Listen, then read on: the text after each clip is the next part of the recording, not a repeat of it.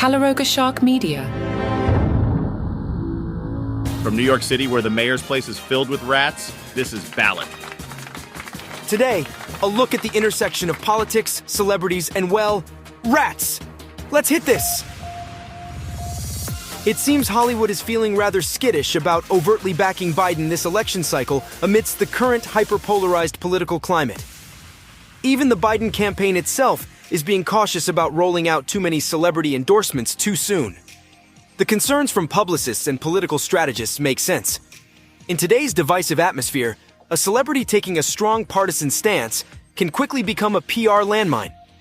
One ill-advised social media post or soundbite, and they risk igniting a firestorm of backlash from the other side's vocal base. Just look at poor Mariah Carey getting dragged for that seemingly innocuous White House Christmas visit. Yikes, no good deed goes unpunished when you're a famous person voicing any perceived political leaning nowadays. It's almost comical to envision some of these advisors' nightmare scenarios playing out. Can you picture the online meltdown if Zendaya or Taylor Swift threw their weight behind Biden? The Swifties and anti-Swifties would wage all-out social media warfare like we've never seen.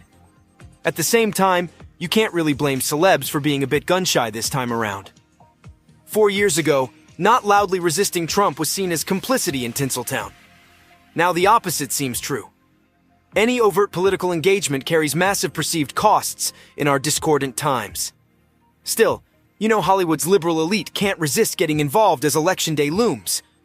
The Biden camp is no doubt hoping those quiet Zoom strategy sessions and hush-hush fundraisers lay the groundwork for a full-court celebrity press closer to November.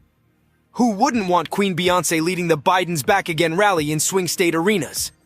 Or the erstwhile Fresh Prince doing some get-out-the-vote hyping? Viral gold. Of course, the Israel-Gaza conflict muddies the waters even more for the more progressive anti-war flank of the entertainment biz. Ruffalo and Eilish rocking those artists for ceasefire pins definitely doesn't jibe with Biden's full-throated Israel backing. But that's where compartmentalizing comes in handy. Most celebs will likely pick their spots issue by issue rather than hitching themselves to Team Biden fully. Abortion rights? They'll amplify that. Climate change? No doubt the Leo DiCaprios of the world will stay on message. At the end of the day, the incentives and risks around celebrity politicking have clearly shifted in this corrosive era. But you can bet your bottom dollar those publicity-starved stars will find a way to get their messaging out there one way or another as November nears. Love it or hate it, the intersection of Hollywood and politics persists as a garish annual tradition. Even if 2024 looks a little more subdued on the superstar endorsement front early on, I'd bank on the celebs bringing the razzle-dazzle eventually. It wouldn't be an election year without gratuitous star-spangled pageantry. Meanwhile, the Washington Post warned about a group of never-Biden voters. Certain Democrats are trying to cope with President Biden's continually underwhelming 2024 poll numbers. The ceiling theory. Yeah, it's the political equivalent of, she's just not that into you, but maybe if I keep telling myself she'll come around.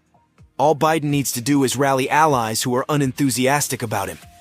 Particularly young, Black and Hispanic voters, against Donald Trump. The former president's ceiling, after all, has proved to be low. He didn't crack 47% in either the 2016 or the 2020 election. And Biden has shown he can win a majority of the popular vote. True, but it's getting harder and harder for Biden to paper over those cringe-worthy approval numbers with, yeah, but at least I'm not Trump. There is some truth in that. But it overlooks something important that hasn't gotten much attention. Polls show that Biden's ceiling actually appears to be lower than Trump's. Ouch. Talking about a low bar to limbo under?